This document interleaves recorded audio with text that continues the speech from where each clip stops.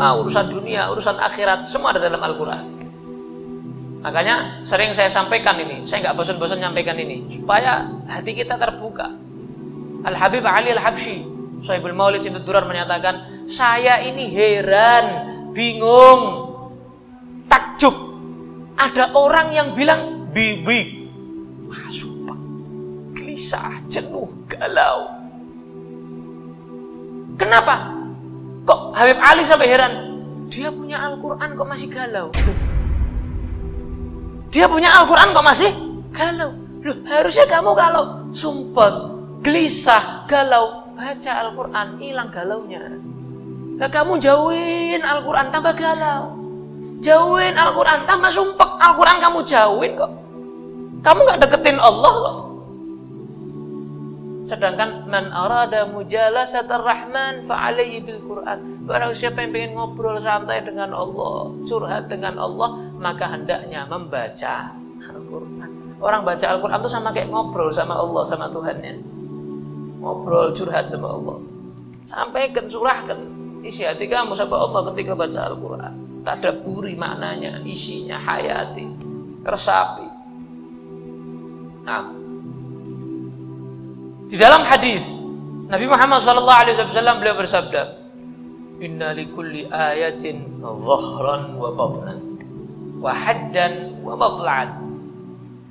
Al-Quran itu sesungguhnya Al-Quran, kata Nabi, setiap ayatnya itu ada zahirnya, ada batinnya.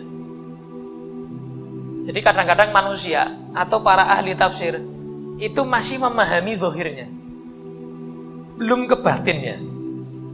Ibaratnya begini, kamu lewat satu istana, gede, bagus, indah, tinggi, gemerlapan. Dari luar tapi belum tahu dalamnya. Tahu luarnya dong. Wah, foto, selfie di situ, foto. Kenapa? Bagus. Tapi kamu nggak tahu dalamnya. Sama. Al-Quran itu ada luarnya, ada dalamnya, kata Nabi. Ada yang cuma tahu luarannya dong. Bagus. Ada nggak tahu sama sekali. Nih di toh, sebelah toh. Kok iso api aku kurang ngerti sebelah toh. Nah, misalnya orang nggak tahu, nggak pernah lewat daerah situ. Ada orang nggak tahu. Zahirnya Quran aja nggak tahu dia. Ayat yang mana itu saya nggak pernah baca ya. Masa ada dalam Al-Quran itu juz piro? Ada juga yang tahu isinya. Luarannya, zahirnya dia tahu, paham. Dalamnya, batinnya Al-Quran dia juga paham. Jadi makanya Al-Quran ini ada tafsir, ada takwil, dua. Kalau ente yang ngomong tidak ada tafsirannya, ya ngono kuwi pokoknya. Tidak ada tafsir, ada takwil.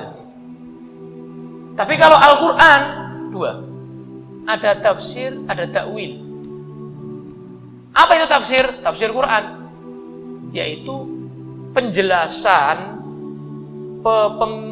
jadi digamblangkan ayatnya berdasarkan yang disampaikan Rasulullah, atau disampaikan, dijelaskan lebih gamblang dalam ayat yang lain menjelaskan satu ayat yang lain. Jadi hadis yang menjelaskan atau ayat yang lain yang menjelaskan, itu tafsir berdasarkan dalil atau perkataan sahabat. Saya pernah dengar penjelasan ayat ini, Nabi Muhammad bersabda begini. Saya pernah tanya sama Nabi tentang ayat ini, Nabi Muhammad jawabannya begini. Ini tafsir. Tafsir. Ada lagi yang lebih dalam. Istilahnya apa? Takwil. Kalau takwil itu di dalil nggak ada. Kamu cari di hadis nggak ada. Kamu cari di Al-Quran, istilahnya di ayat yang lain tidak menafsirkan. Tapi dari mana? Ilham, futuh. Karena kedekatan dengan Allah, kadang lewat mimpi itu bisa mendapatkan ilmu itu. Contoh Imam Syafi'i. Imam Syafi'i itu satu malam kadang-kadang nggak tidur sampai subuh, memikirkan satu ayat. Kadang dalam satu malam itu satu ayat bisa mendapatkan 70 hukum. Satu ayat 70 masalah daripada satu ayat. Kadang-kadang sampai seperti itu. Mikir, jadi hidupnya mikir terus. Yang dipikir bukan kerja, bukan duit, bukan sakit, bukan corona. Yang dipikir Al-Quran, yang dipikir hadis. Dikira oleh mereka itu. Awake dhewe akan mikir corona. Imam Syafi'i. Jadi itu namanya takwil. Nah, ada sahabat Nabi yang masih muda banget didoakan Nabi mendapatkan ilmu takwil, yaitu siapa? Sayyidina Abdullah bin Abbas, sepupu Nabi radhiyallahu anhuma. Didoakan sama Nabi, Allahumma faqihhu fid din wa 'allimhu ta'wil. Ya Allah, berikanlah pemahaman agama kepada anak ini, Abdullah ini.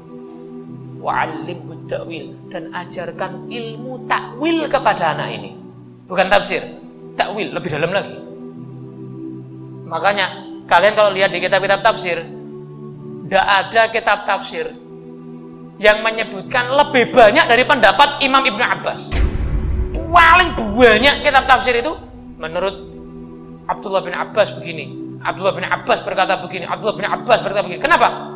Dia didoakan sama Nabi, dapat doanya Nabi. Jadi dia termasuk yang paling ngerti tentang Al-Quran.